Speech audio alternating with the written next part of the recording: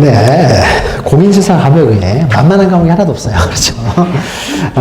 그래서 공시법도 이렇게 만만한 과목이 아닙니다. 그래서 세법, 공시법이 굉장히 보통 이제 시험 준비를 할 때 공법은 너무 어려우니까 공법에서는 이제 선방하고 공법에서 부족한 점수를 이제 중개사법에서 보충하고요. 중개사법은 상대적으로 쉬우니까. 그래서 공시세법은 6시험 맞춰서 선방만 해도 괜찮다라고 하죠, 보통. 그러니까 굉장히 그렇게 쉬운 내용이 아니다 보니까. 자, 그런데 우리가 그래서 그 쉬운 내용이 아닌데요. 지적법은 그나마 쉬운 거야. 근데 지적법이 이제 재미가 없어서 그렇지.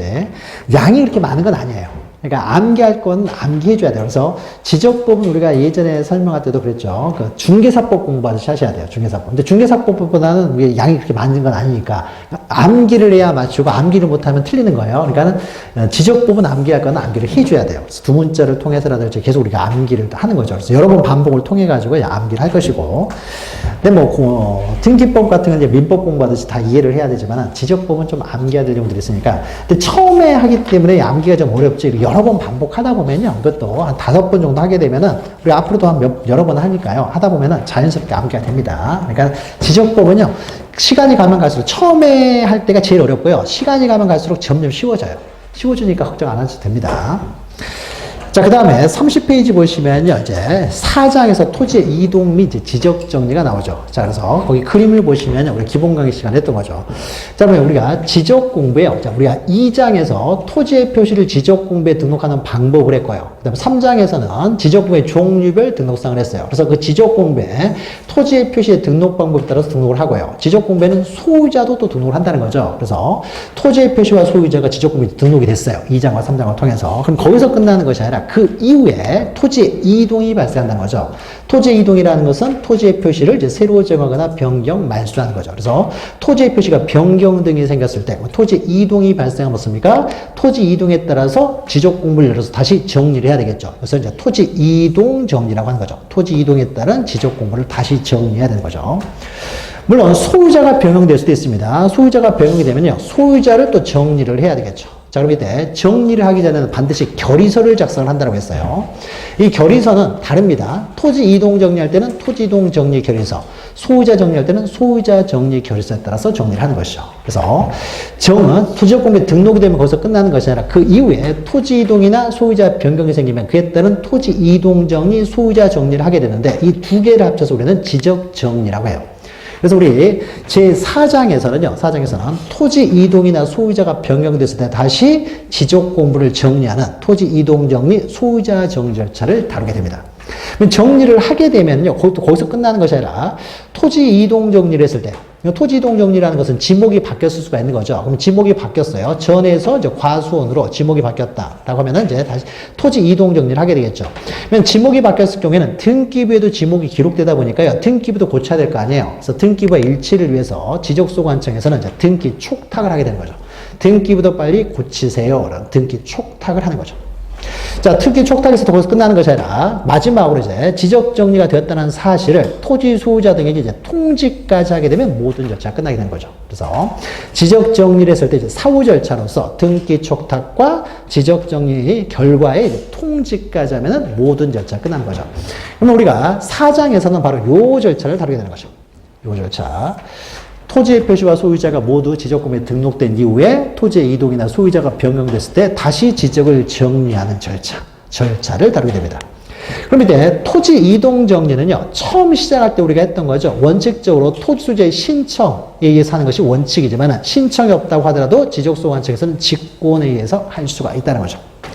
그 다음에 오른쪽에 소유자 정리와 관련돼서는요, 소유자 정리는 소유자는 등기부가 우선이 된다고 했죠. 그래서 등기부를 보고 정리를 합니다. 그래서 등기상 증명서와 같은 등기서류를 보고 정리를 하는 것이 원칙인데, 다만 최초에 등록하는 신규 등록의 경우에는 아직 등기부가 없다는 거죠. 등기부 없으니까 소유자도 지적소관청에서 직접 조사해서 등록을 합니다. 그러니까 신규 등록만 좀 차이가 있는 거죠. 그 이외에는 이제 등기부를 보고 정리를 한다는 거죠. 그리고 등기 촉탁을 할 때도요, 신규 등록을 할 때는 신규 등록에 있어서는 아직 등기부가 만들어지기 전이라는 거죠. 등기부에 만들어지기 전에 먼저 지적공부에 신규 등록이 되고 나중에 등기부가 만들어지다 보니까 신규 등록할 때는 아직 등기부가 없어요. 그러니까 등기부가 없으니까 신규 등록할 때는 등기 촉탁을 할 필요가 없다는 거죠. 등기 촉탁을 하지 않고. 그래서 이런 것들을 이제 앞으로 이제 공부하게 될 내용이죠. 자, 그러면 우리가 소유자 정리, 토지 이동 정리, 그 다음에 등기 촉탁, 지적 정리의 통지, 이 4개의 절차를 다루게 되는데, 그 중에 핵심은 토지 이동 정리가 되는 거죠. 그래서 소유자 정리나 등기 촉탁, 지적 정리의 통지, 이 3가지는 간단한 내용이기 때문에요. 그래서 나중에 한꺼번에 처리를 하고요. 한꺼번에 다루고, 핵심은 토지 이동 정리이기 때문에 토지 이동 정리를 중심으로 다루게 돼요. 그래서 제목도 씁니까? 토지 이동 및 그에 따른 지적 정리. 이게 핵심이 되고, 부수적으로 이제 소유자 정리, 등기 촉탁, 지적 정리, 통지, 이 3가지를 이제 부수적으로 나중에 다룹니다. 토지 이동 정리를 중심으로 하게 되는 것이죠. 자, 밑에 보시면 토지 이동에 의해 가지고 나오는 거죠. 토지 이동의 개념은 우리가 했죠. 토지 이동이라는 것은 토지의 표시를 새로 정하거나 변경, 말소하는 것. 즉, 토지의 표시에 대해서만 우리는 토지 이동이라고 하는 거죠. 그러면 토지의 표시 그러면은 토지의 소재, 지번, 지목, 면적, 경계, 좌표. 이 6가지만을 우리는 토지의 이동이라고 하는 거죠. 그러니까 토지의 표시라고 하는 거죠. 자, 그럼 토지의 표시와 관련돼서요. 자, 토지의 이동에 해당하는 것과 토지 이동에 해당하지 않는 것이 있는데, 이게 뭐가 좀, 그림 좀 잘렸네요. 토지 이동에 해당하지 않는 것과 해당하는 걸 또 구별하는 문제도 나와요. 토지의 표시에 대해서만 우리는 토지 이동이라고 하기 때문에 토지의 표시가 아닌 것들은 토지 이동이 아니에요. 즉, 토지 소유자에 관한 사항들은 토지 이동이 아닌 거죠. 토지 소유자의 변경이나 소유자의 주소 변경, 뭐 토지의 등급이나 개별 공시지가, 이건 토지의 표시가 아니니까 이런 것들은 토지 이동이라고 하지 않는다는 거죠. 그러면 나머지 내용이요. 소재, 지번, 지목, 면적, 경계, 좌표에 대해서만 우리는 토지 이동이라고 하게 되는데, 여기 내용들을 우리가 이제 앞으로 하나하나씩 공부를 해 나가게 되는 거죠. 그러면 토지 이동에 있어서, 토지 이동 정리에 있어서요, 모든 토지 이동은 다 조사를 합니다. 조사를 하고, 면적, 경계, 좌표와 관련돼서는 측량도 하는 거죠. 그래서 모든 토지 이동은 다 조사를 하고요. 정확한 내용을 등록하기 위해서 조사하고, 측량이 필요하면 측량도 하는 거죠. 그런데 조사만 하고 지적 지정을 할 필요가 없는 것들이 있는 거죠. 그러니까 앞에서 면적할 때도 잠깐 설명드렸던 건데, 나중에 측량 시간에 또 나오는 거죠. 소재, 지번, 지목은 측량할 필요가 없는 거죠. 면적, 경계, 좌표만 측량하는 것이고, 소재, 지번, 지목은 측량할 필요 없고요. 또 합병은 면적, 경계, 좌표 이동이 있음에도 불구하고 유일하게 측량하지 않는 것이 바로 합병이라고 했죠. 합병은 측량하지 않고요. 또 바다로 된 토지의 전부를 등록 말소할 때는 측량할 필요가 없는 거죠. 전부 말소할 때다. 나중에 측량 시간에도 우리가 공부할 내용이고요. 자, 그러면 우리 여기 나와 있는 신규 등록, 등록 전환, 분할 합병 등에 대해서 이제 하나씩 이제 다뤄봅니다. 자, 오른쪽 보시면요. 토지 이동 이제 하나씩 이제 보죠. 자, 토지 이동, 개별적 이제 토지 이동이 발생했을 때 이제 토지 이동 정리하는 절차인데, 자, 새로이 정하는 곳으로 신규 등록이 있는 거죠. 토지의 표시를 새로 정하는 것이 바로 신규 등록인 거죠. 자, 의의는 간단해요. 새로 조성된 토지, 그러니까 바다를 매립을 했다든지, 새로 조성된 토지는 이제 최초로 이제 등록하는 걸 우리는 신규 등록이 하는 거죠. 또는 등록 누락된 토지요. 그러니까 다 전국이 다 등록돼 있다라고 생각을 해가지고 이제 다 등록한 줄 알았는데 누락된 토지가 있었던 거죠. 누락된 토지를 새롭게 이제 등록하는 거, 이게 다 신규 등록이 되는 거죠. 지적 공부에 최초로 등록하는 것을 우리는 신규 등록이라는 거죠. 자, 먼저 절차에 있어서는 토지 소유자의 신청에 의해서 이루어지는 것이 원칙이라는 거죠. 토지 소유자의 신청에 의해서 이루어지는데, 토지 소유자는요, 정확한 내용에 빨리 정확하게 지적공부에 등록되도록 하기 위해서 신청 의무가 있다는 거죠. 신청해야 되는 신청 의무가 있다. 그래서 신청 의무 기간은 60일이라는 거죠. 그래서 신규 등록할 토지가 발생을 하면은 60일 내에 신규 등록을 신청해야 된다. 그래서 바다로, 우리가 뒤에서 공부하게 될 바다로 된 토지의 등록 말수만 90일이에요. 나머지는 다 60일입니다. 그러니까 따로 외울 필요는 없는 거죠. 그래서 60일 내에 신청을 해야 된다. 그럼 여러 가지 토지 이동이 등장을 하게 되는데요. 신규 등록은 내용이 이렇게 아주 많지는 않기 때문에요. 신규 등록 자체가 시험지에 나오지는 않고요. 개별적인 내용이 나옵니다. 자, 그러면 신규 등록의 이제 특징을 보면요. 가장 중요한 특징은 바로 첨부 서류예요. 자, 각 여러 가지 토지 이동이 등장을 하는데 그 토지 이동의 특징들을 잘 기억하시면 되는데요. 신규 등록에 있어서 첨부 서류, 우리가 항상 관공서에 가서 뭘 신청할 때 신청서를 작성을 한 다음에요. 그 다음에 신청서의 내용이 정확하다는 걸 증명하기 위한 첨부 서류들을 가져가요. 그러니까 우리 등기할 때도 마찬가지였죠. 신청서 작성하면 신청서에 기록되어 있는 내용들을 증명하기 위한 서류들이 첨부 서류로 들어간다는 거죠. 그러면 신규 등록할 때 첨부 서류로 반드시 들어갈 내용이 어떤 거냐면요. 자, 신규 등록을 할 때 토지의 표시만 등록되는 것이 아니라 소유자도 등록을 할 거 아니에요. 그러면 등록되어 있는 최초에 지적공부에 등록되어 있는 사람 이름으로 보존 등기를 하잖아요. 그러니까 최초에 신규 등록되는 소유자가 잘못되면 보존 등기가 잘못돼 버리고 보존 등기가 잘못되면 거래 안전 다 깨져버릴 수 있는 거죠. 그래서 소유자를 정확하게 등록하는 게 굉장히 중요합니다.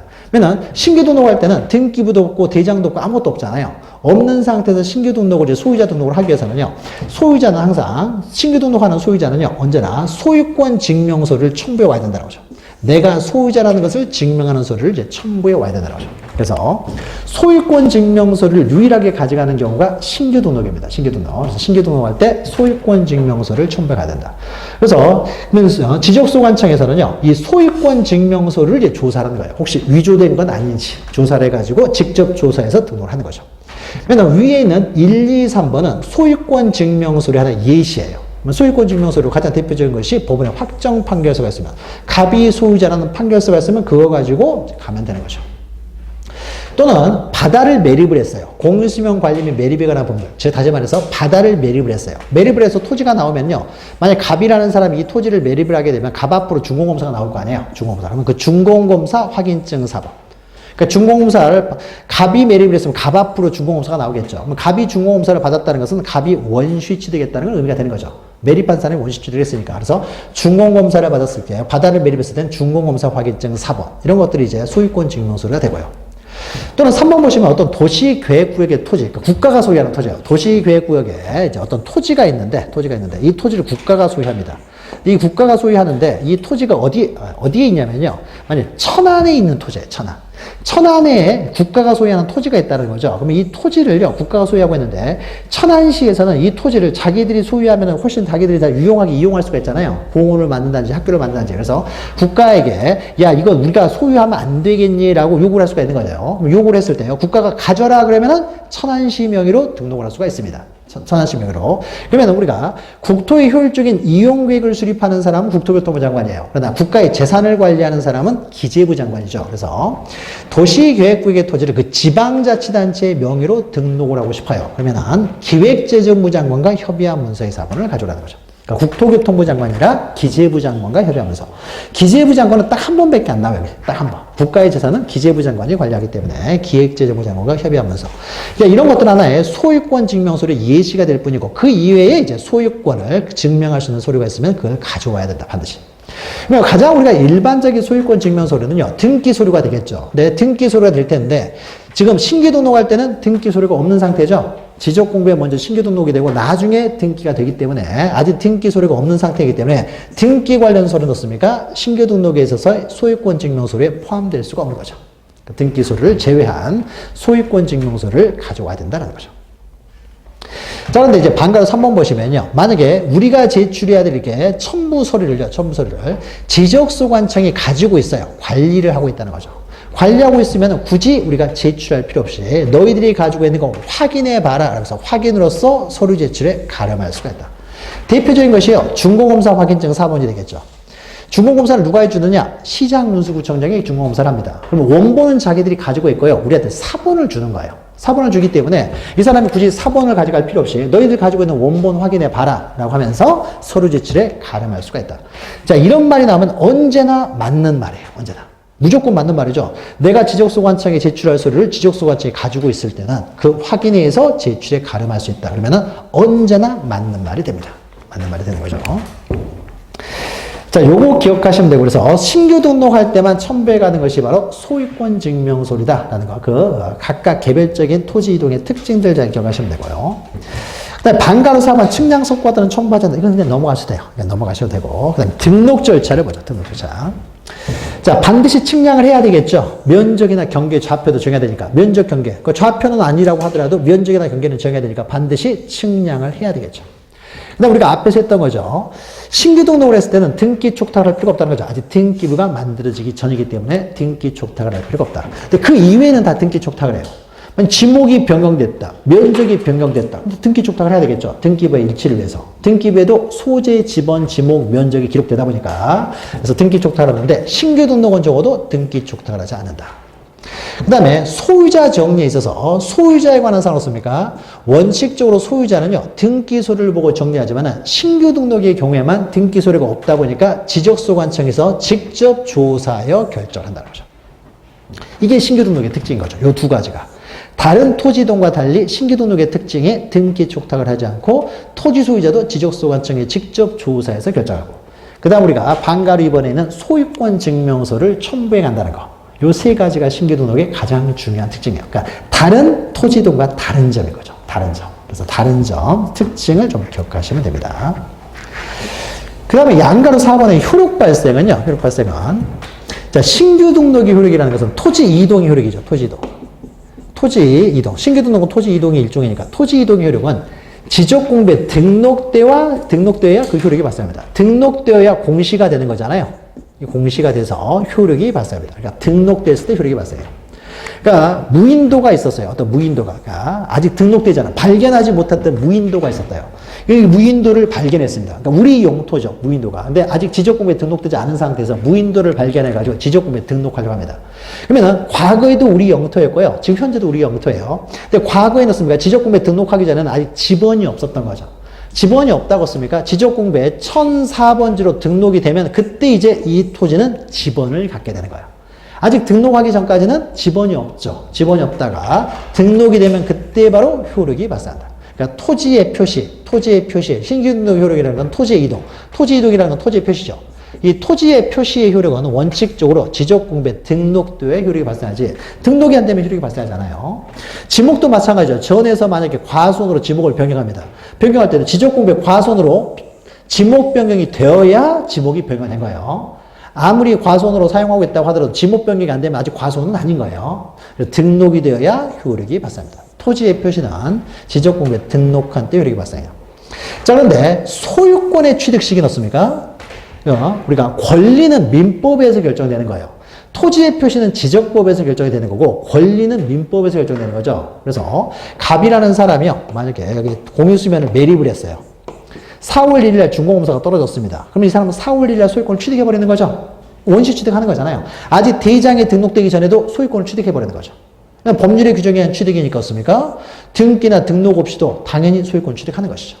그러니까 이 사람은 어떻습니까? 이 사람이 소유권을 취득하는 시기는요, 준공검사를 받은 때, 이때 소유권을 취득하는 거죠. 아직 대장이 만들어지기 전이라고 하더라도. 그래서 대장이 만약에 5월 1일 날 대장이 만들어집니다. 대장이 만들어져서요, 이 지번을 1004번지로 만약에 지번을 설정하게 되면은요, 그러면 1004번지라는 지번은요, 5월 1일이 되어야 그때부터 효력이 발생하는 거예요. 근데 갑이라는 사람이 소유권 없습니까? 대장에 5월 1일 날 등록돼야 그때 소유권을 취득하는 거 아니죠. 4월 1일에 이미 소유권을 취득했잖아요. 그러니까 우리가 소유자를 기록할 때는 소유자가 변경일, 변경 원인을 기록하는 거죠. 그럼 변경일은 언제를 적어요? 4월 1일을 적어야 되겠죠. 이날 소유권을 취득했으니까. 소유권. 그래서 소유권 취득의 시는, 그러니까 권리는 민법에서 결정이 되는 거고, 지적, 그러니까 토지의 표시가 지적법에서 등록될 효력이 발생하는 것이죠. 자, 그래서 신규 등록의 특징들 좀 기억하시면 되고요. 자, 그 다음에 넘기시면요, 등록 전환이죠.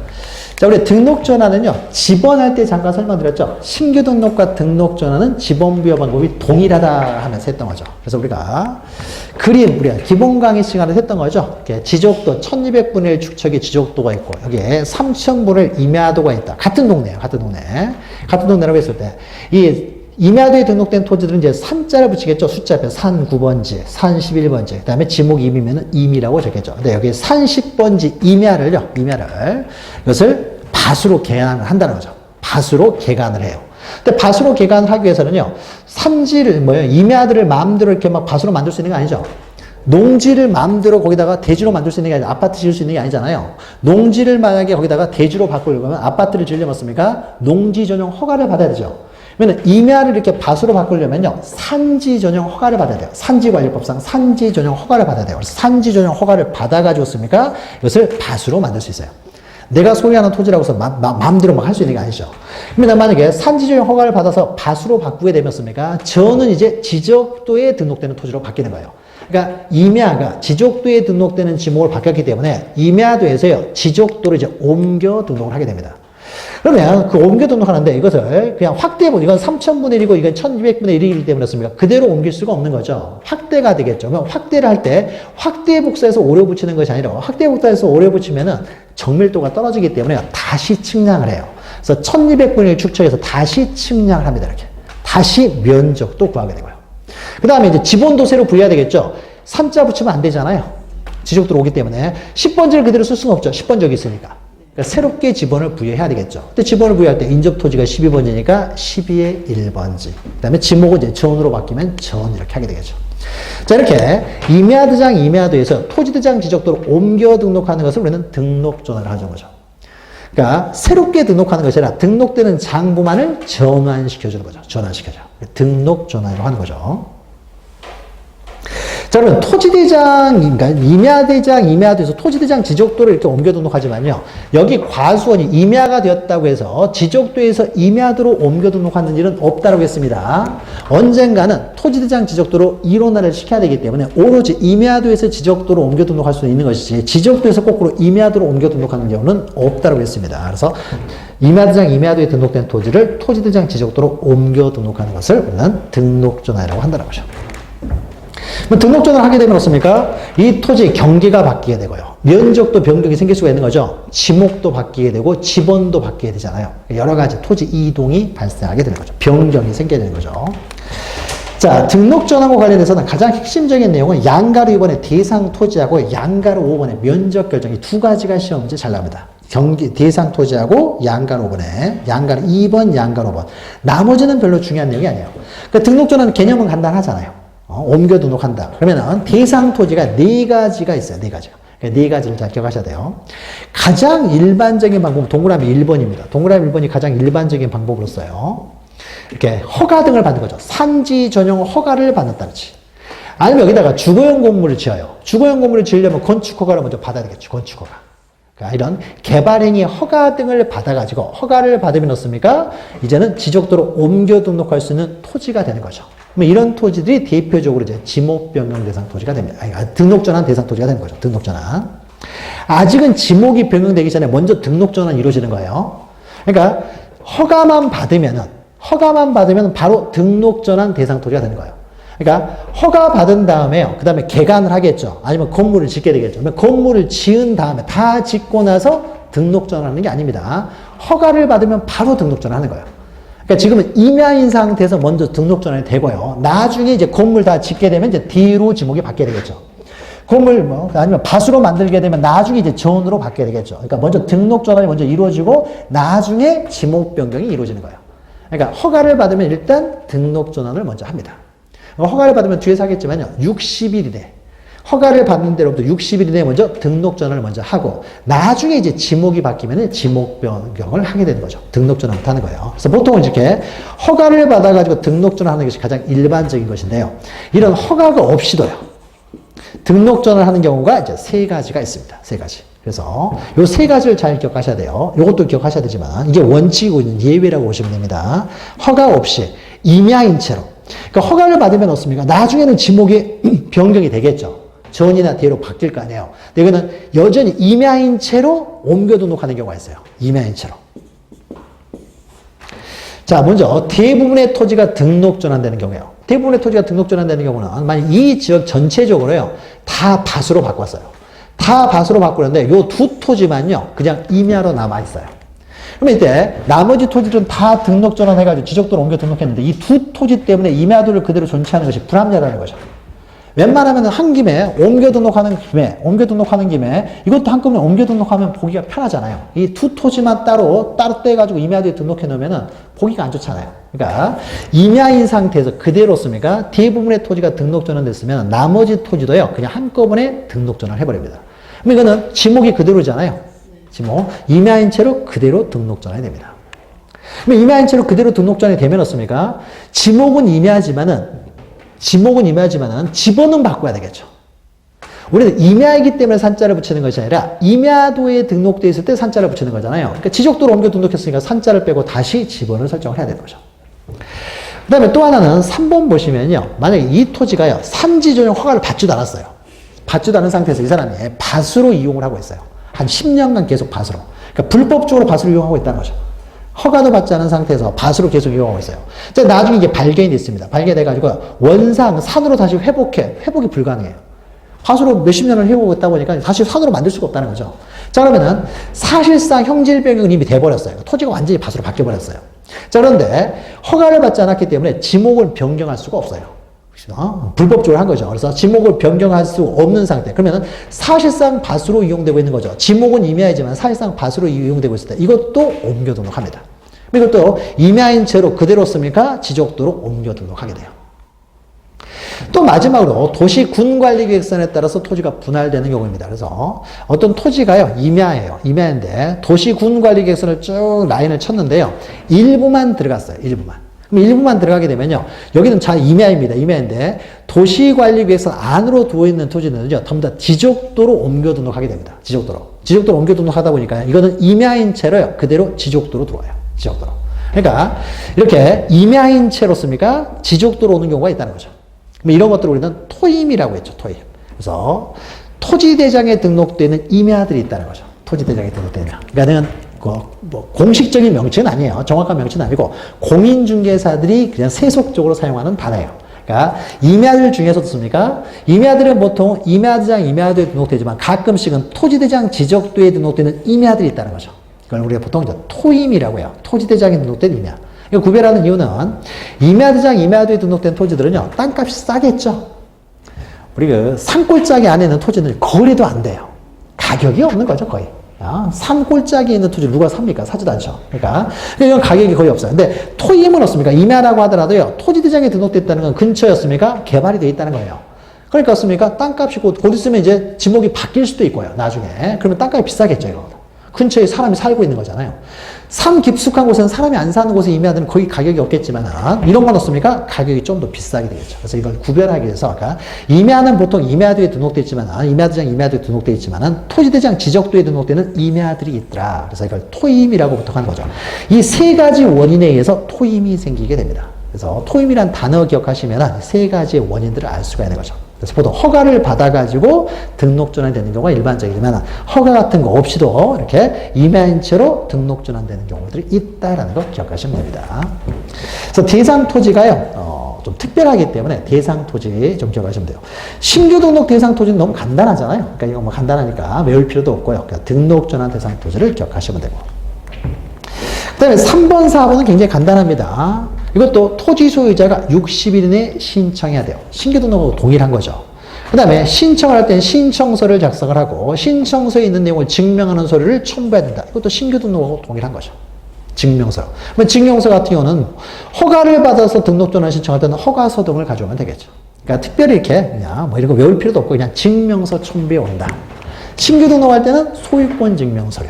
등록 전환할 때는 등록 전환되었다는 걸 증명하는 서류. 간단한 거죠. 그러니까 그냥 증명서를 첨부한다라는 것만 기억하시면 되니까 별 특별한 내용이 있는 건 아니고요. 자, 등록 절차와 관련돼서도요. 자, 등록 전환도 반드시 측량을 한다는 거죠. 측량을. 옮겨 등록할 때 복사해서 오류 붙이는 것이 아니라 반드시 측량을 하는 거죠. 그래서 지적도로 옮겨 등록하게 되면요. 하나의 토지가 토지대장과 임야대장 양쪽으로 등록될 수는 없기 때문에 토지대장 지적도로 옮겨 등록했으면 임야대장, 임야도는 이제 말소를 합니다. 말소를 해요. 하는 곳에만 등록을 해야 되겠죠. 소유자는 간단하겠죠. 임야대장에 소유자가 있을 거 아니에요. 소유자 옮겨 적으면 되는 거죠. 그러니까 소유자 정리하는 데는 굉장히 간단하죠. 그러니까 바로 옮겨 적으면 되니까. 그러니까 신규 등록할 때만 어디에도 소유자가 없기 때문에 소유권 증명서를 첨부하는 것이고 그 이외에는요. 다 등록돼 있잖아요. 등록됐으니까 소유권 증명서를 이거 가져올 필요 없죠. 옮겨 적으면 되니까. 그냥. 그러니까 3번, 4번은 간단한 것이고요. 그 다음에 양가류분 대상 토지고 마지막으로 양가류분 면적 결정을 좀 기억하셔야 돼요. 등록 전환에서는 가장 많이 나오는 것이 바로 면적 결정이에요. 그 다음에 대상 토지 두 가지 기억하시면 됩니다. 근데 면적 결정과 관련돼서 이제 문제가 생기는 것이요. 자, 우리가 임야도에서요, 지적도로 옮겨 등록했어요. 옮겨 등록했습니다. 그러면 다시 면적을 측정한다고 했죠. 그러니까 임야도에서는 요만한 것이었습니다. 지적도로 들어오면 훨씬 커질 거 아니에요. 축척이 크니까. 그러니까 면적을 측정할 때 좀 더 정확하게 측량할 수가 있는 거죠. 그래서 지적도에서 다시 측정을 했습니다. 지적을. 근데 이미 임야도에서 측정한 면적이 있었을 거 아니에요. 그러면 임야도에서 측정한 면적은 없습니까? 임야대장에 등록되어 있는 면적이 있었겠죠. 임야대장에 등록된 면적이 있는데 등록 전환을 위해서 다시 측량한 면적이 있겠죠. 이걸 등록 전환될 면적이라고 해요. 그러면 등록 전환된 면적은 지적도에서 측정한 면적이 될 것이고요. 임야대장에 등록된 면적은 임야도에서 측정한 면적이 되겠죠. 그러면은 지적도에서 측정한 면적이 훨씬 더 정확할 거 아니에요. 이게 더 크게 만들어서 측량한 것이니까. 그래서 만약에 두 가지가요. 일치라면 상관없는데 이게 불일치할 수가 있어요. 오차가 발생할 수도 있는 거죠. 다시 측량을 했든지 불일치할 수가 있는 거죠. 자, 그러면은 근데 이 오차가요. 허용 범위 이내예요. 근데 이내이건 초과건 상관없이요. 항상 이 면적이 정확할 거 아니에요. 이게 축척이 더 크니까, 이게. 축척이 크니까. 그래서 오차가 허용분을 초과하든 초과하지 않든 간에 언제나 등록 전환될 면적. 다시 말해서 지적도에서 측정한 면적을 등록 전환 면적으로 결정하는 것이지 임야대장의 면적을 등록 전환 면적으로 결정하는 게 아니다. 그러니까 오차 허용 범위를 초과하든 초과하지 않든 간에 언제나 등록 전환될 면적을 등록 전환 면적으로 결정한다. 지적도에서 측정한 면적. 이게 정확할 테니까. 근데 오차 허용 범위를 만약에 초과를 해요. 그러니까 이내인 경우에는 그냥 등록 전환된 면적을 등록 전환 면적으로 결정하고 그냥 끝나는데 초과하는 경우에는요. 그 전에 임야대장의 면적이 잘못됐다는 거잖아요. 잘못됐다는 것이니까요. 이거는 먼저 정정을 합니다. 정정을 하고 옮겨 등록해요. 우리가 말소한다는 것이 우리가 앞에서 임야대장, 임야도에는 말소한다고 했죠. 말소한다는 것이 지우개를 지우는 게 아니에요. 한 줄로 이렇게 긋는 걸 말소한다고 해요. 근데 만약에 정정을 하지 않고 그냥 말소해버리면요. 옮겨 적어놓은 것이 잘못된 것처럼 보일 수가 있기 때문에 말소를 하더라도 정정을 하고 말소를 해요. 정정을 하고. 그래서 초과했을 경우에는요. 초과했을 때는 기존의 임야대장의 면적이 잘못됐다는 것이니까 이럴 때는 임야대장의 면적, 임야도의 경계를요. 직권으로 정정합니다. 이것도 신청으로 정정하는 게 아니에요. 면적이 줄어들 수도 있는 거죠. 줄어들었을 때는 토지 소유자가 절대 신청할 일이 없을 테니까 신청에 의한 정정이 아니라 직권으로 정정한다. 여기 시험이 잘 나와요. 그래서 언제나 등록 전환할 때는 등록 전환될 면적을 등록 전환 면적으로 결정을 하되 다만 오차 허용법을 초과하지 않으면 거기서 끝나지만은 오차 허용법을 초과하는 경우에는 직권으로 먼저 정정부터 하고 말소를 한다. 정정을 하고 옮겨 등록을 한다는 거죠. 정정부터 하고. 그래서 양가로 2번, 양가로 5번이 등록 전환에서는 가장 많이 나오는 거니까 기억하시면 되고요. 그 다음에 이제 오른쪽에는 분할이에요. 분할. 자, 분할은 우리가 지번 시간에 했던 거죠. 한 필지를 이제 두 필지 이상으로 나누어 등록하는 걸 말하는 거죠. 그래서 여기 한 필지가 있으면 그걸 둘로 나눌 수도 있는 거죠. 땅이 너무 넓어서 사는 사람이 없으면 나눠서 팔 수 있어요. 쪼개서 파는 거죠. 원래가 100번지다. 그럼 하나는 100번지, 하나는 100의 1번지가 되겠죠. 그래서 한 필지를 두 필지 이상으로 나누어 등록하는 것을 우리는 분할이라고 하는 거죠. 그럼 밑에 이제 분할 대상 토지 그 표 밑에 보시면, 그림 밑에 보시면 분할 대상 토지 해가지고요.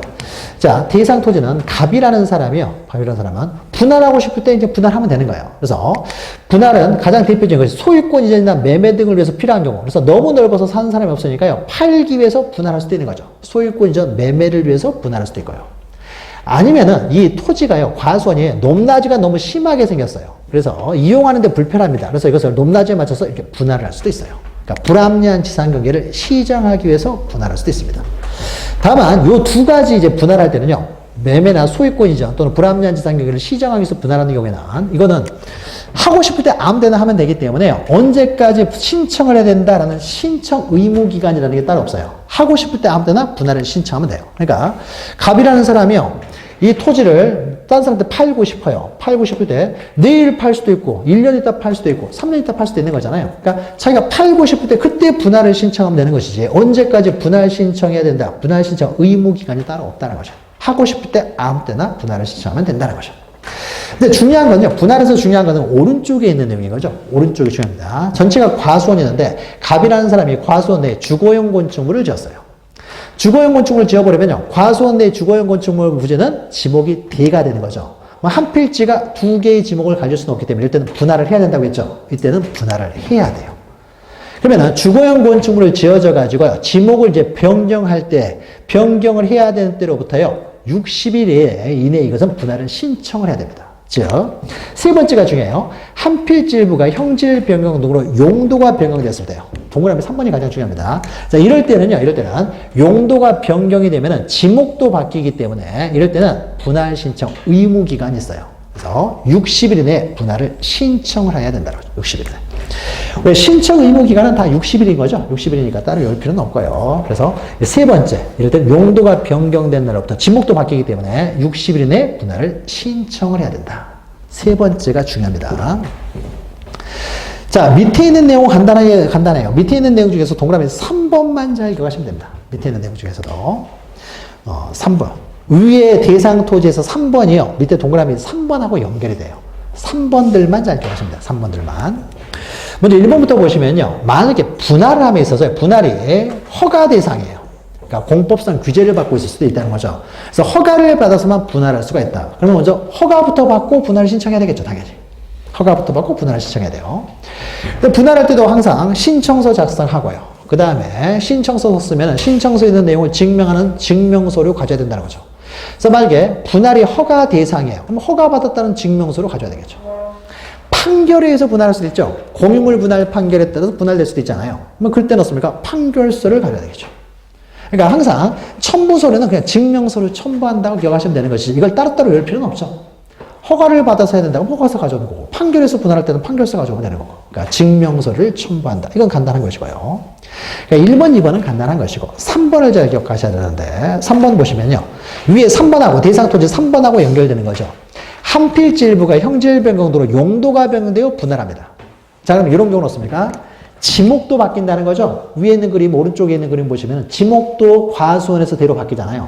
그러니까 지목도 바뀌기 때문에 이럴 때는 지목 변경 신청서도 함께 제출해야 돼요. 그러니까 분할 신청서만 제출해서는 안 되고 지목 변경 신청서도 함께 제출해야 된다. 그러니까 분할 신청서에는 어떻게 분할되는지에 대해서만 신청서에 나와 있어요. 그러니까 지목이 그러면 어떻게 바뀌는지 그 지목 변경 신청서도 함께 제출해야 된다. 시험 문제가 이렇게 나오면 틀린 거예요. 밑에 이제 틀리게 나오는 지문이 이렇게 나와요. 분할 신청서의 제출에 의하여 지목 변경 신청서의 제출을 가름할 수 있다. 해버리면 틀린 거죠. 가름할 수 있는 게 아니에요. 따로따로 제출을 해야 돼요. 그러니까 동시에 제출하지만 신청서는 따로따로. 그러니까 분할 신청서, 지목 변경 신청서를 함께 제출해야 된다는 것이죠. 그래서 동그라미 3번, 위에도 대상토지에서 3번, 3번이 이제 분할에서는 잘 나오니까 기억하시면 되고요. 그 다음에 등록 절차하고 면적 결정이 있는데요. 자, 이거는, 면적과 관련돼서는 왼쪽에는요, 등록 전환에 있어서 면적 결정은 시험 문제 잘 나오지만은 분할에 있어서의 면적 결정은 시험에 잘 나오는 건 아니에요. 잘 나오는 건 아닌데 언제든지 또 나올 수 있으니까 한번 보죠.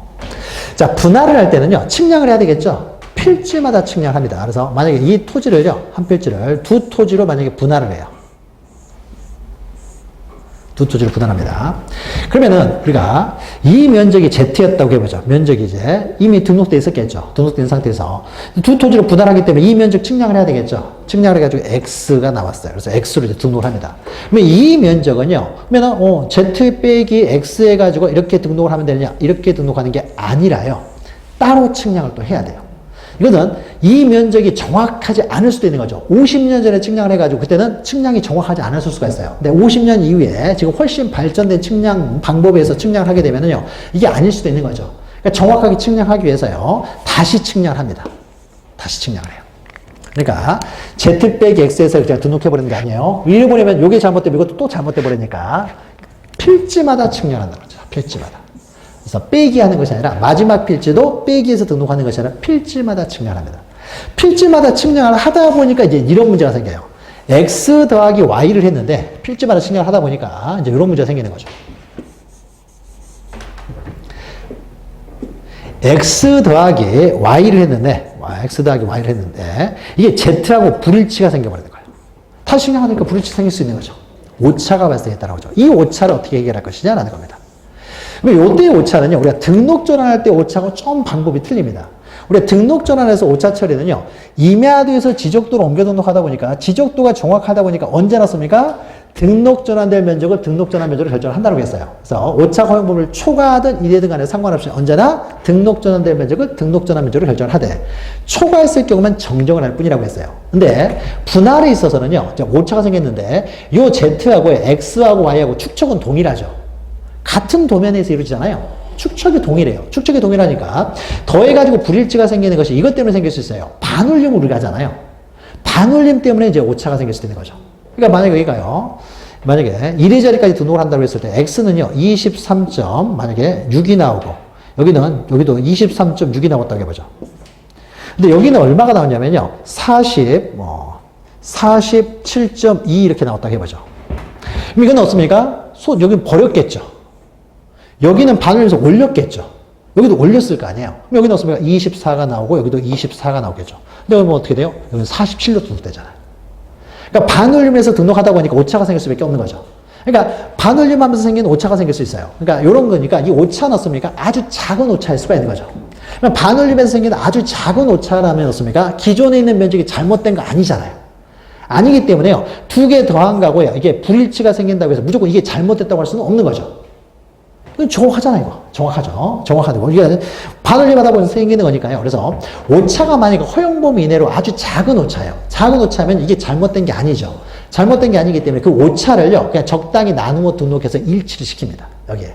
자, 그래서 오차가 발생했는데 오차가 허용 범위 이내라는 것은요, 기존의 면적이 잘못된 게 아니라는 거예요. 잘못된 게 아니기 때문에 이 오차를요, 적당히 나누어 등록해서 일치를 시켜버려요. 여기다가 일치를 시켜버립니다. 그래서 그 오차를요, 분할 후의 각 필지의 면적에 따라 나누어서 적당히 등록해서 일치를 시켜버립니다. 근데 오차가 허용 범위를 초과해요. 둘을 더했는데요, 얼토당토하게 차이가 나요. 그러면 이게 잘못됐다는 거죠, 기존의 면적이. 그래서 오차 허용 범위를 초과하는 경우에요. 이때 초과하면 이때는 정정을 해요. 그러니까 좀 다르죠. 등록 전환하고 좀 다르잖아요. 이내일 때하고 씁니까? 초과할 때가 방법이 틀린 거죠. 우리가 등록 전환할 때는 씁니까? 이내이든 초과든 간에 언제나 지적도에 지정한 등록 전환된 면적은 등록 전환 면적으로 결정을 했지만은 분할에 있어서는 이내인 경우에는요, 정정을 하지 않고요. 그대로 여기에 맞춘다는 거죠. 이 면적 둘이 합계를 여기에 맞춰요. 근데 만약에 초과하면 어떻습니까? 초과하면 이게 정확하게 잘못된 것이니까 요걸 여기에 맞춰서 정정을 하는 거고요. 좀 틀리다는 거죠. 그래서 정정을 합니다. 우리가 경계점 좌표놓고 등록된 지역이요. 자, 경계점 좌표놓고 등록된 지역이요. 만약 이 토지가요, 경계점 좌표놓에 등록된 지역이에요. 자, 경계점 좌표놓에 등록된 지역을 분할합니다. 그러면은 경계점 좌표놓에 등록된 토지의 면적은 없습니까? 좌표를 대입해서 면적을 측정한다는 거죠. 그럼 좌표를 대입해서 면적을 측정하면 어떻습니까? x 더하기 y는요, z와 항상 일치할 수밖에 없는 거죠. 불일치가 되면 수학이 아니잖아요. 그렇죠? 항상 일치할 수밖에 없어요. 그런데도 불일치가 또 생길 수 있어요.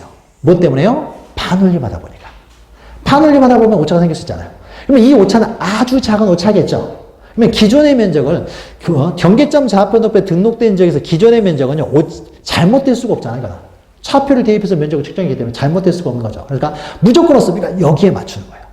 그래서 만약에 경계점 좌표 높이에 등록된 지역의 토지 분할에 있어서 면적에 있어서 오차가 발생했을 때는요, 무조건 없습니까? 여기에 맞춥니다. 그래서 이 둘 더한 것이요, Z보다 커요. 크면 없습니까? 끝으로 살짝 버려가지고 여기에 일치를 시키고요. 이 둘 더한 것이요, Z보다 작아요.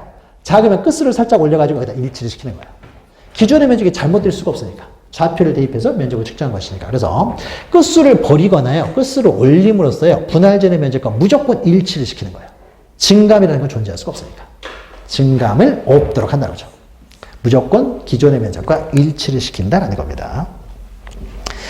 지금 말하는 게 좀 이렇게 한 번에 이해가 잘 안 되시면요, 안 돼도 상관없어요. 이건 시험에 잘 나오진 않아요. 그러니까 요거 하나는 기억하셔야 돼요. 반드시 필지마다 측량을 한다는 거예요. 필지마다 측량을 하니까 오차 문제가 발생한다는 거예요. 그러니까 오차 문제를 정확하게 이렇게 이해가 안 되면요, 적어도 이렇게 필지마다 측량을 한다 정도는 적어도 기억하시고, 왼쪽에 그 등록 전환하는 거하고 등록 전환에서의 면적 결정하는 방법하고 좀 다르다, 이렇게 좀 기억하시면 되는 거죠. 일단 분할했기 때문에 합병까지만 좀 보도록 하죠. 합병까지만. 다음 주에 우리가 또 지적법을 다 끝내야 되기 때문에 합병까지만 보죠. 자, 합병은요, 합병은 이제 분할의 반대가 되는 거죠. 두 필지상을 이제 한 필지로 합하여 등록하는 거죠.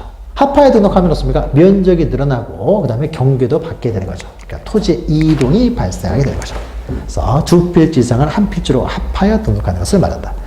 자, 합병에 있어서는요, 합병을 할 것이냐 말 것이냐, 이 두 토지를 갑이라는 사람이 합병을 할 것이냐 말 것이냐는 원칙적으로 자유예요. 자유이지만 이제 예외를 기억하셔야 돼요. 예외적으로 합병을 하기 싫어도 해야 되는 합병 의무가 있는 경우가 있는가 하면, 하고 싶어도 못한 합병이 제한되는 경우가 있어요. 그래서 먼저 양가로 2번 보시면 합병 신청 의무가 있는 경우부터 봅니다. 그래서 동그라미 1번 보시면은 원칙적으로 합병을 신청을 할 것이냐 말 것이냐는 자유라는 거죠. 그러나 예외적으로, 동그라미 2번 했죠. 예외적으로 일정한 경우는 합병 신청 의무가 있어요. 밑에 그림에 예가 있죠. 그래서 기본 강의 시간에 설명해드렸던 거죠. 그러니까 시골 전, 과송으로 되는데 여기를 수모를 시킨다는 거죠. 대물 만들어서 수모를 시켜요. 그래서 물을 받아버렸어요. 수모를 시켜서 물을 받아버리면 이제 지목이 다 바뀌는 거죠. 지목이 이제 물이 고여있는 토지가 되니까 다 유지로 바뀌어버리는 거죠.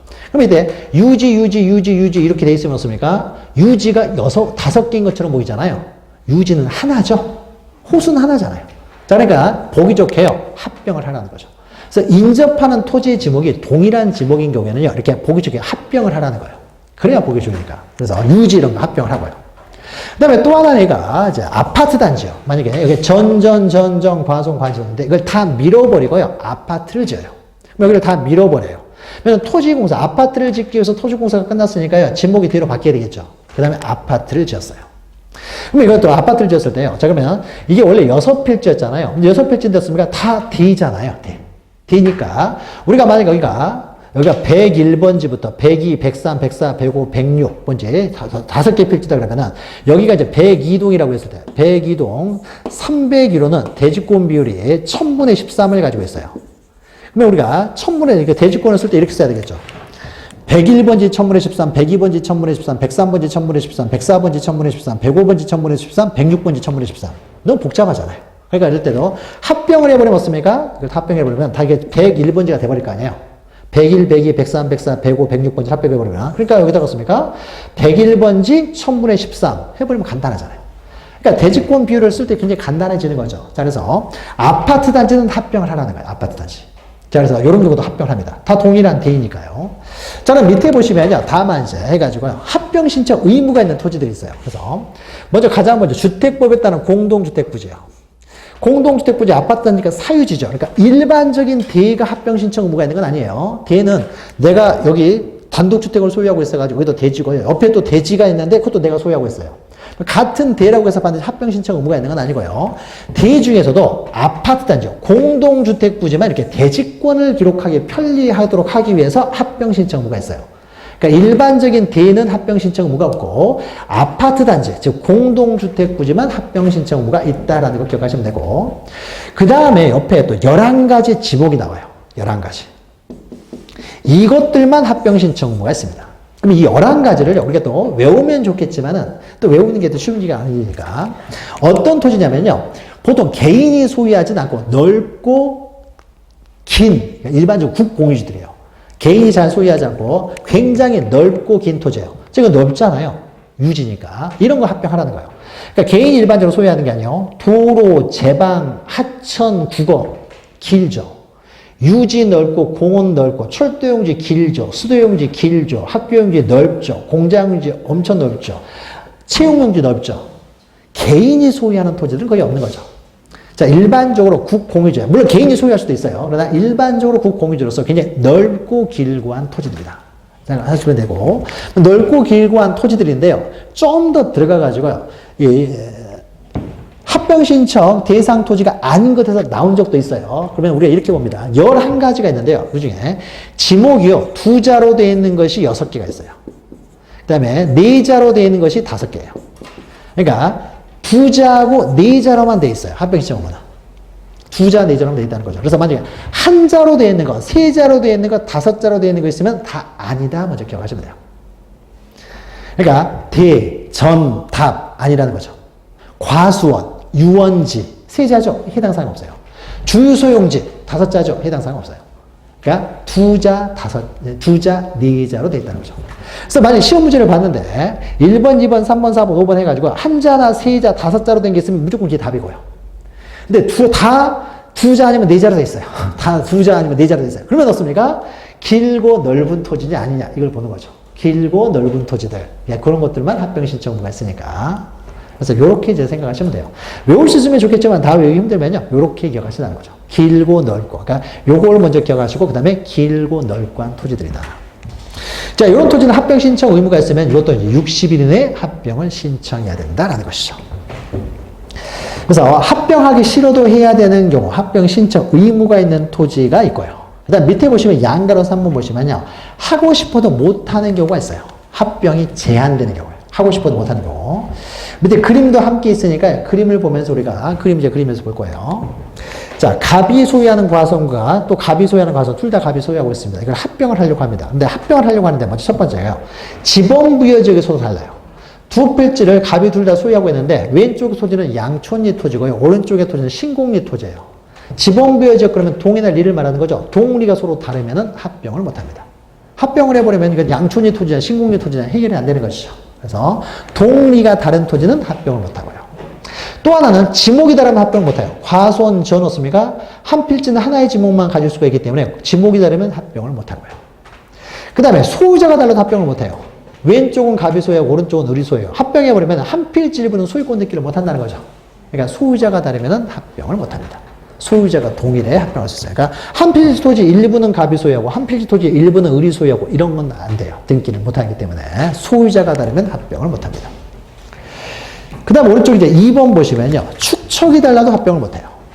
만약에 왼쪽의 토지는요. 둘 다 갑이 소유하고 지목도 동일하고 지번부여직도 동일해요. 그런데 왼쪽에 있는 토지는요. 만약에 600분의 1 축척으로 등록이 돼 있어요. 그래서 지적공부 이만큼 등록, 이렇게 등록돼 있어요. 근데 오른쪽의 토지는요. 1200분의 1 축척으로 등록돼 있어요. 1200분의 1 축척이니까 2배가 줄어드는 거죠. 가로로 2배 줄어들고 세로로도 2배가 줄어들다 보니까 실제로는 4배가 줄어들어요. 그러면은 실제 면적은 동일하지 않습니까? 지적공부에 등록된 면적은 다르게 그려지겠죠. 이럴 때는 합병을 못하는 거죠. 축척이 다르니까 모양이 깨지게 되는 거죠. 그래서 축척이 다르면 합병을 못해요. 뭐 축척이 다르면요, 먼저 축척부터 일치를 시키고 합병을 해야 되겠죠. 그래서 1200분의 1 축척이었습니까? 600분의 1 축척으로 고치면 되겠죠. 그러면 이제 커질 거 아니에요. 이렇게 커지겠죠. 그리고 난 다음에 합병을 해야 되는 거죠. 축척이 다르면 합병을 못하고요. 그 다음에 동그라미 3번 오른쪽에 이제 3번 보시면 서로 붙어있어야 합병을 하든지 말든지 하겠죠. 그래서 붙어있지 않으면, 즉 연접하지 않으면 당연히 합병을 못할 것이고요. 그 다음에 4번은요. 4번은 등기된 토지와 등기되지 않은 토지, 소유자 시간에 했던 거죠. 그래서 등기된 토지고 하나는 등기가 안 되어 있으면요. 이걸 합병해버리면 한 필지 일부만 지금 등기가 되어 있는 것이 돼버리잖아요. 한 필지 일부만 등기할 수가 없다는 거죠. 소유권 등기를 못해요. 한 필지 일부만 소유권 등기를 못하기 때문에 이럴 때는요. 미등기 토지로습니까 빨리 이걸 등기를 먼저 시킨 다음에 합병을 해야 되죠. 둘 다 등기가 되어 있어야 합병을 하는 거예요. 아니면 둘 다 등기도 안 돼 있으면 어떻습니까? 이것도 등기가 안 돼 있어요. 이것도 등기가 안 돼 있고. 그럼 합병에는 상관없어요. 한 필지 일부만 등기되는 일은 없잖아요. 그러니까 둘 다 등기가 안 됐든지 둘 다 등기가 돼 있어야 합병을 하는 것이지 한 필지만 등기돼 있고 한 필지는 등기 안 돼 있으면요. 이럴 때는 합병을 못해요. 한 필지 일부만 소유권 등기를 못하기 때문에. 그래서 등기 여부가 동일해야 되고요. 자, 여기까지 하게 되면요. 기본적으로 이제 1, 2, 3, 4 해가지고, 근데 1번에 3가지가 있잖아요. 그러니까 결국 이제 6가지가 되는 거죠. 6가지 중에 하나라도 불일치가 있으면 합병을 못합니다. 그러니까 지번부여지역, 지목, 소유자 다르면 안 되고요. 3가지 있죠. 그 다음에 축처. 그 다음에 서로 연접하지 않은 거고, 또 등기된 토지와 등기되지 않은 토지. 6가지 중에 하나라도 흠결이 있으면 합병을 못해요. 자, 근데 5번부터는요, 여기서부터 좀 한 걸음 더 들어가는 거예요. 그래서 5번은 어떤 거냐면요, 지목은 같아요. 지목은 같아요. 둘 다 지목은 동일합니다. 지목은 동일해요. 둘 다 지목은 같죠. 둘 다 지목이 같아요. 모든 요건이 구비되어 있기 때문에 이건 합병할 수 있어요. 근데 지목은 같으나 이제 지목이 같더라도 합병이 못하는 경우가 있는데요. 이건 어떤 경우냐? 오른쪽에 있는 부분에요. 여기다가 주거용 건축물을 지어버렸어요. 오른쪽에 주거용 건축물을 지어버리면요. 이럴 때 어떻습니까? 이건 분할 대상 토지죠. 이건 분할을 해야 되잖아요. 그러니까 이럴 경우에는 분할하지 않고 단순히 과수원으로 합병하지는 못해요. 분할 대상 토지를 가지고 있을 때는, 이럴 때는 분할 신청을 하면서 합병 신청을 해야 돼요. 단순히 합병 신청을 못 한다. 그래서 지목은 같으나 일부 토지가 용도가 다르게 돼요. 분할 대상 토지가 있었을 때는요, 이걸 분할을 하면서 합병을 신청해야 되지, 단순히 합병 신청을 하지는 못한다는 거죠. 이렇게 되겠죠. 합병하면은, 우리가 합병을 한다는 게 이런 거예요. 두 토지를 합병하게 되면요, 지우개를 지우는 게 아니에요. 가입표를 칩니다, 이렇게. 그러면 합병이 됐다는 거예요. 그러니까 과거의 모습을요, 지우개를 지워버리고 하는 거 아닙니다. 모습을 그대로 두고 합병을 시키는 거예요. 그러니까 이렇게 딱 돼 있다는 건 뭐예요? 두 토지가 합병됐구나 이런 거예요. 그럼 여기는 어떻습니까? 분할을 시키면서 합병을 해야 되는 거죠. 그럼 여기는 여기서부터 여기까지는 과수원이 되겠죠. 이렇게. 분할 신청을 하면서 합병을 해야 되지, 단순히 합병을 할 수는 없다는 거고요. 그 다음에 6번은요, 소유자가 동일하면 합병할 수 있어요. 근데 소유자가 같아요. 소유자가 같다라고 하더라도 합병이 제한되는 경우가 있습니다. 먼저 소유자가 같긴 한데 이게 두 토지가 모두 공유지예요. 공유지여서 왼쪽의 토지 소유자도 갑과 을이 소유를 공유라고 했고요. 오른쪽도 갑과 을이 공유를 해요. 그러면 소유자가 동일하기 때문에 합병할 수 있을 것처럼 보이지만요. 공유지 같은 경우는 지분까지 동일해야 합병할 수 있어요. 근데 지분이 다르잖아요. 왼쪽에는 갑이 3분의 2, 을이 3분의 1. 오른쪽은 갑이 3분의 1, 을이 3분의 2. 합병을 하게 되면 갑의 지분과 을의 지분을 적어야 할 텐데 을의 지분, 갑의 지분을 적을 수가 없잖아요. 여기는 361제곱미터. 여기는 371제곱미터. 합쳤을 때 갑의 지분은 얼마나 되고 을의 지분은 얼마가 되느냐. 못 풀어요. 어렸을 때는 풀었을 수 있어요. 이런 것들. 근데 지금은 못 풀어요. 그러니까 이런 거는 못해요. 이런 것들. 그러니까 지분이 많아요. 여기도 뭐예요? 여기도 3분의 2예요. 갑이. 여기도 이제 을이 3분의 1이에요. 그럼 이런 경우는 계산할 필요가 없는 거죠. 여기는 갑이 3분의 2, 을이 3분의 1이 될 거 아니에요. 그러니까 이건 지분이 동일하면 합병해도 상관없어요. 계산할 필요 없으니까. 근데 지분이 다르면은 합병을 못 합니다. 그 다음에 또 하나는요, 소유자가 또 동일해요. 소유자가 동일하다고 하더라도요, 주소가 다르게 돼 있어요. 둘 다 동일한 사람입니다. 동일한 사람이에요. 그러니까 소유자가 다르면요, 동명이인이에요. 동명이인이면 소유자가 다른 거죠? 그러니까 합병을 못 하는 거예요, 당연히. 소유자가 동일하지 않으면 합병을 못 합니다. 그러니까 동일한 사람이에요. 동일한 사람인데 주소가 왼쪽은 서울로 주소가 돼 있고 오른쪽은 부산으로 돼 있어요. 그러니까 저 왼쪽 토지는 서울 살 때 취득한 토지고 오른쪽에는 부산 살 때 취득한 토지예요. 둘 중에 하나 주소가 잘못되는 거죠, 지금. 이 사람이 부산에 살다가 서울로 이사 갔으면은 부산이 지금 잘못된 것이고, 서울 살다가 부산으로 이사 갔으면 서울이 지금 잘못되는 거죠. 이게 잘못되는 상태, 둘 중에 하나가 잘못되는 상태에서 합병을 하지는 못합니다. 그러니까 먼저 일치를 시켜야 돼요. 현재 주소지로 일치시킨 다음에, 만약에 부산에서 서울로 이사 갔으면 부산을 이제 서울로 일치를 시킨 다음에, 그 다음에 합병을 해야 돼요. 그래서 주소가 다르면요. 그러니까 주소가 다르면 합병을 못 합니다. 근데 주소가 다르다고 하더라도요, 소유자가 동일하다는 것이요, 확인이 가능해요. 그러니까 지적소관청에서 구청이니까 씁니까? 주민등록등본 거기서도 다 전산화 됐으니까 열람은 가능하겠죠. 보니까 이 사람이 부산에서 서울로 이사 갔다는 게 눈에 보여요. 그러면 동일한 사람이라는 게 확인이 됩니다. 그러면 또 합병할 수 있어요. 그러니까 혹시라도 이렇게 주소가 다르면 동명이인일 수가 있잖아요. 이럴 때는 합병을 제한하는 것인데, 나중에라도 소유자가 동일하는 것이 확인이 되면은 합병할 수 있어요. 그러니까 원칙적으로 주소가 다르면은 일치시키고 합병을 해야 되는 것이 원칙입니다. 그 다음에 7번 보시면요. 7번은 이제 축척이 동일하다고 하더라도, 그러니까 5번, 6번, 7번은요, 지목이 같다고 하더라도, 6번은 소유자가 동일하다고 하더라도, 7번은 축척이 동일하다고 하더라도요. 좀 더 들어가는 거죠. 축척이 동일합니다. 그래서 갑의 왼쪽 토지하고 그러니까 오른쪽 토지가 축척이 다 1200분의 1로 동일하게 돼 있어요. 자, 그런데 만약에요, 왼쪽에 있는 토지는 축척 변경 시행지역 밖의 토지고요, 오른쪽에 있는 토지는 축척 변경 시행지역 안의 토지예요. 그러면 오른쪽에 있는 토지는 그 축척의 변경되기 전에 축척이 바뀌게 되겠죠. 축척 변경은 무조건 다 500분의 1로 축척을 변경합니다. 그러니까 곧 있으면 축척이 달라지게 되는 거죠. 달라지게 되기 때문에 합병을 했다고 하더라도 축척 변경을 이루어지면 어차피 또 분할을 해야 돼, 똑같이. 그러니까 합병을 인정할 필요가 없는 것이죠. 그러니까 그 축척이 달라질 테이기 때문에 지금 현재는 축척이 동일하다고 하더라도 구획정리, 경지정리, 축척 변경을 시행하고 있는 지역의 토지와 그 지역 밖의 토지는요, 합병을 하지 말라는 거죠. 해봤자 어차피 축척 변경 끝나, 사업 끝나면은 또 분할을 해야 되니까. 해봤자 의미가 없는 거죠. 축척이 달라질 테니까. 그래서 이런 토지들은요, 합병할 수가 없다는 거예요. 그럼 넘기시면요, 8번이 이것이 이제 등기하고 관련돼 가지고 좀 복잡한 내용인데요. 우리가 등기법 시간에요, 이런 걸 좀 안 배웠어요. 지역권, 창설적 공동저당, 추가적 공동저당, 이런 신탁 등기 이런 걸 안 배웠기 때문에요. 나중에 우리가 등기법을 공부를 하고서 요약 강의 시간 하면 간단해요. 요약 강의 시간에 그때 하도록 하겠어요. 우리가 등기법 시간에요, 지상권, 지역권, 전세권 이런 것도 안 배웠잖아요. 그러니까 나중에 우리가 등기법을 한 다음에 그때 설명드리도록 할게요. 등기법 공부를 해야 우리가 이해할 수 있으니까. 이게 좀 까다로운 내용이어가지고 밑에 이제 그림까지 그려지면서 설명을 했는데, 이건 나중에 5, 6월에 하도록 하죠. 5, 6월에 하게 되면 여러분이 민법 시간에도 어느 정도 공부를 한 상태에서 등기법 시간에도 공부를 했기 때문에 쉽게 이해할 수 있어요. 지금은 좀 이해하기가 좀 어렵습니다. 그래서 넘어가고요. 그다음 마지막으로 오른쪽에요, 신청 절차고 등록 절차는 간단합니다. 자, 신청서 제출하고요. 이건 측량할 필요 없다고 그랬죠. 유일하겠습니까? 면적 경계 좌표 이동이 있음에도 불구하고 측량하지 않는 유일한 예외가 바로 합병이라고 했죠. 합병. 합병 같은 경우는 경계나 좌표는 어떻게 합니까? 만약에 두 토지를 한 필지로 합병을 한다는 거죠.